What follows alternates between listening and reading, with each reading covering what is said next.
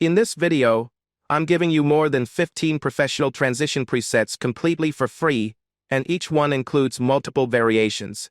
You'll find the download link right in the description below.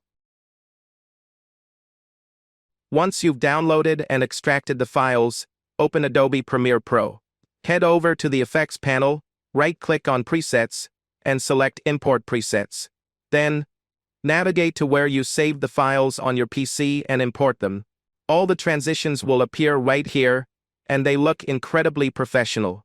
They're definitely going to save you a lot of time and effort. Now, let's test them out.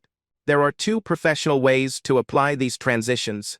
The first method: cut the section of the clip where you want the transition using the razor tool, or simply press C on your keyboard, just like I'm doing now.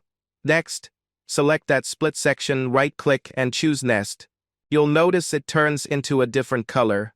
Now just drag and drop any transition onto it and let's play it back. As you can see, the transition looks absolutely amazing.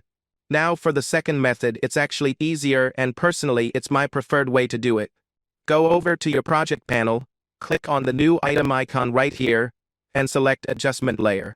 Drag the adjustment layer onto your timeline and place it right over the cut where you want the transition to happen. You can easily adjust its duration by stretching or shortening it to control how fast or slow the transition plays. I'm going to choose this Flash 1 transition. Effects like this work amazingly well for music videos and fast-paced edits. And here's the final result. You be the judge. The best part about this method is that you can simply copy and paste this adjustment layer anywhere else in your video, and it will apply the exact same transition without having to build it again from scratch. Now I'll go ahead and apply a few more transitions using the same technique. If you enjoyed this video, don't forget to like, subscribe to the channel, and leave a comment below if you have any questions or inquiries regarding this tutorial. Thanks for watching,